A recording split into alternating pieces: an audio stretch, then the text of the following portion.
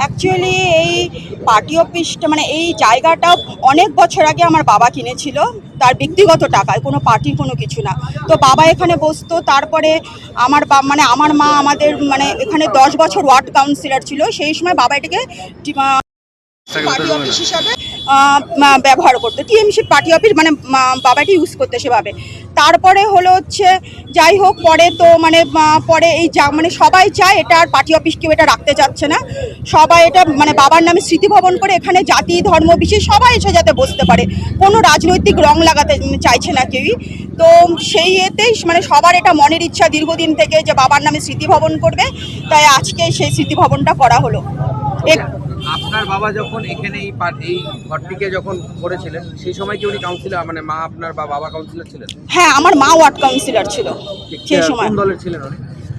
Actually ওইটা তো অনেক বছর আগে, তখন ওটা কংগ্রেসের হবে, কংগ্রেস থেকেই তো আমাদের ইসলামপুর পৌরসভা পরে তৃণমূল কংগ্রেসে আসে, তখন ওটা কংগ্রেসের ছিল।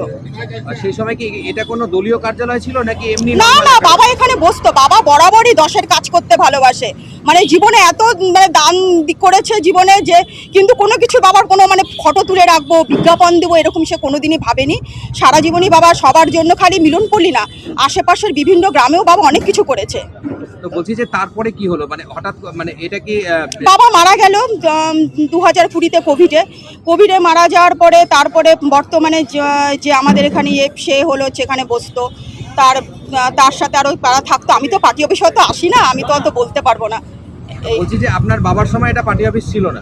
না, বাবার সময় পার্টি অফিস ছিল, প্রথমে বাবাটা এমনি বসতো, পরে যখন মা ওয়ার্ড কাউন্সিলর হয় তখন বাবা এটাকে পার্টি অফিস হিসেবে ব্যবহৃত করতো। পরে আর কি টিএমসির পার্টি অফিস? হ্যাঁ, পরে টিএমসির পার্টি অফিস হয়ে যায়।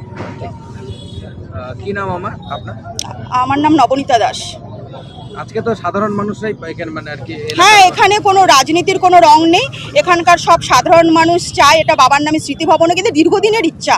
আমাকে সবাই বলে, তো আমি বলেছি আমি কেউ, তোমরা যেটা করবে ভালো বুঝবে সেটাই তোমরা করবে, সেটাই আছে। আজকে আমার স্বামী এখানে নিয়ে বাইরে আছে, দার্জিলিং আছে, এই সুযোগটা নিয়েই ওরা এখানে এসেছে আমাদের সবকিছু ভাঙচুর করে নীলকমল স্মৃতি কি করেছে। হ্যাঁ, ওদের যদি কোনো অসুবিধা থাকতো বা কোনো ব্যাপার থাকতো আমাদেরকে জানাতে পারতো। আমি তো এখানে প্রেজেন্ট এখনো আছি, বর্তমান তো কাউন্সিলর তো এখনো তৃণমূলের আছে, আমি তো প্রেজেন্ট আছি সেখানে। আমাদের পার্টি অফিস এইভাবে দখল করার কোনো মানেই হয় না।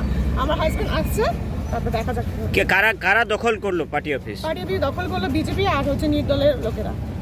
কি মনে করছেন কেন হঠাৎ এই দখল করলো? ওরা তো কিছুই বুঝতে পারছি না কেন এরকম করলো। আমাদের সাথে কথা বলতে পারতো।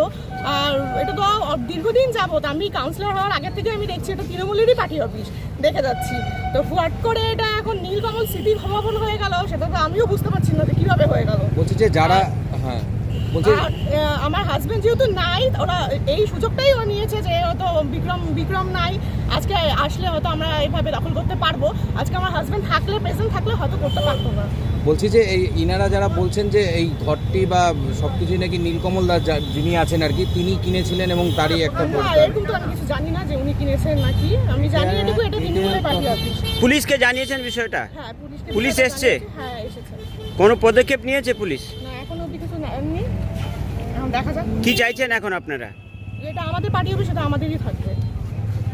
কি নাম আপনার? সঙ্গীতা সাহা দাস, 14 নম্বর ওয়ার্ড কাউন্সিলর। বলছি যে আজকে এখানে দেখা যাচ্ছে যে আপনারা একত্রিত হয়েছেন এবং বিভিন্ন পোস্টার ব্যানার অফিস থেকে খুলে দেওয়া হচ্ছে, কি বিষয়ে? বিষয় হচ্ছে এই ঘরটা যেহেতু নীলকমল দাস মহাশয়ের কেনা, ওনার তত্ত্বাবধানে এই ঘরটা হয়েছে। ঘরে প্রতিটা কোনায় কোনায় ওনার নাম আছে, আপনি প্রতিটা ইট খুলে দেখতে পারবেন যে ওনার নাম আছে। আলমারি থেকে টিভি, চৌকি সব কিছু ওনারই কেনা সব। আমরা সব অবস্থা মিটার আছে, মিটারটা ওনার নাম। তা আমরা চাচ্ছি আজকে এখন ওনার যেহেতু মেয়ে এবং স্ত্রী দুজনেই চাচ্ছে যে আমাদের ঘরটা আবার পুনরায় আমাদের হস্তান্তর করে দেওয়া হোক। আমি চেয়ারম্যান সাহেবকে বলেছি, কিন্তু পুরোটা কর্ণপাত করেননি। আমি বলেছি একটাই কথা ওনাকে, বেশি দিন কিন্তু আটকে রাখতে পারবো না, জনগণ ক্ষিপ্ত হয়ে আছে। যে নীলকমল দাসের নামে যে ঘর, সেটা নীলকমল দাসের নামে যেন হয় স্মৃতি ভবন, সেখানে কোনো পরিবেশ থাকবে না, দলমত নির্বিশেষে সবাই বসতে পারবে। এই জন্য আমরা আজকে। এতদিন কি বসতে পারতো না সবাই? না, সবাই বসতে পারতো না, শুধু মুসলিমরা, ওনাদের কাউন্সিলর প্রতিনিধি মুসলিমরা যারা গুণগ্রাহী লোক তারাই বসতে পারতো।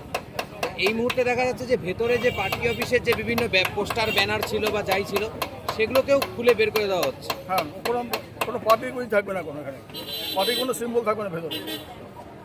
শুধু ঘর থাকবে, চেয়ার থাকবে, টেবিল থাকবে, টিভি থাকবে, লোক আসবে, বসবে, গল্প করবে।